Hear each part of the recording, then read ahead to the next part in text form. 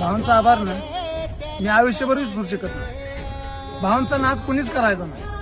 भावांच्या नादाला कोणी लागायचं बी नाही.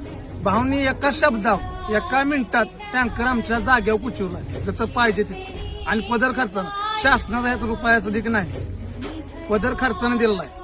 त्यामुळे इथनं पुढं आंबेरी गाव भावांचं राहणार. शेखर भाऊ नावाचं या तुफान आलं